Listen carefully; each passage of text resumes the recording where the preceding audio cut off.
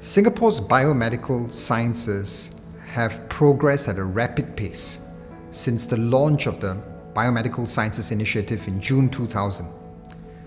That aimed to develop biomedical sciences as one of the key pillars of Singapore economy. It was important for bioethical issues to be managed rationally and responsibly for two key reasons. First is to protect the rights and welfare of individuals, and second is to allow the biomedical sciences to develop and realize their full potential for the benefit of humankind. As a multiracial and multi-religious country, we also needed to develop our own distinctive Singaporean perspective, sensitized to our unique needs.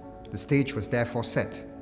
The BAC serves as an independent national advisory body to advise the government on a range of ethical, legal and social issues arising from human biomedical research.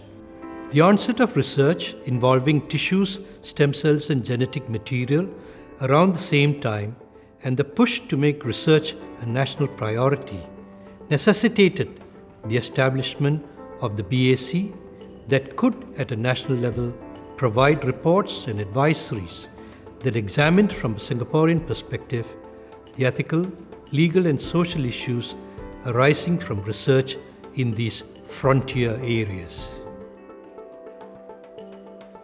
Singapore did not have a formal national bioethics advisory committee, and so there was a need to first identify the right group of people to form the BAC with diverse multidisciplinary backgrounds in medicine, law, social sciences, philosophy, and so on. The BAC published its first report, that on the ethical, legal and social issues in human stem cell research, reproductive and therapeutic cloning. In 2004, the report, Research Involving Human Subjects, Guidelines for IRBs followed. This was followed by reports related to genetic testing and research, personal information, donation of human eggs for research, and ethical guidelines for human biomedical research. Recommendations within these reports also went on to contribute to legislation, namely the Human Cloning and Other Prohibited Practices Act 2004 and the Human Biomedical Research Act 2015. In 2012, our chair, Judge Richard Magnus, was appointed as a member of UNESCO's International Bioethics Committee. This was an immense honor for Singapore. The following year, Singapore was elected as a member state of the Intergovernmental Bioethics Committee at the 37th session of the UNESCO General Conference. The BAC regularly organizes public education activities to raise awareness on bioethics and biomedical research issues, and it actively conducts dialogue and consultation sessions with various groups.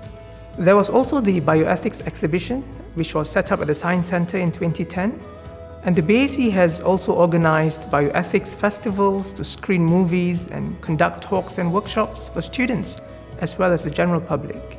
In 2012, there was a Singapore Academy of Law Bioethics Advisory Committee Symposium where we hosted one of our international advisors, Baroness O'Neill, who spoke on rethinking informed consent in biomedical research. I had the privilege to also present alongside.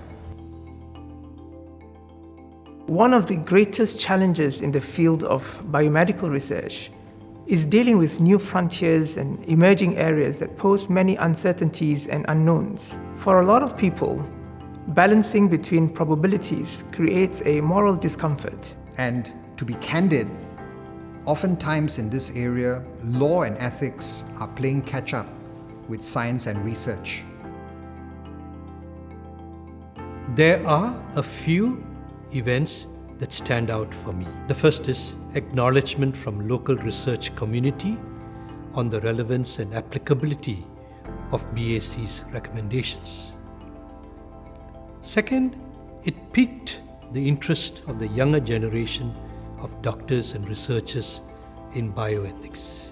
The most recent was BAC's recent public consultation on the acceptability of introduction as a service, the application of mitochondrial genome replacement technology for preventing inheritable severe mitochondrial diseases. Our diversity is becoming more pronounced. Likewise, many may have more unique and stronger views on ethical issues on a future that looks increasingly more challenging. We need to keep our bioethical discourse robust and inclusive. The BAC has done well in this regard for the last 20 years. The pioneers of the BAC have put in place the right foundations that encourage rich discourse and deep reflection amongst Singaporeans. At present, the BAC is studying a number of areas to review the need for safeguards to ensure that research is conducted in Singapore in a responsible and ethical manner, such as big data, artificial intelligence, precision medicine, and nuclear genome editing. And this is where we can play a role as BAC to strike a balance between our values as a society while maintaining alignment to international standards and practices. It is delicate, it is nuanced, but it will be the sweet spot that BAC continues to strive for.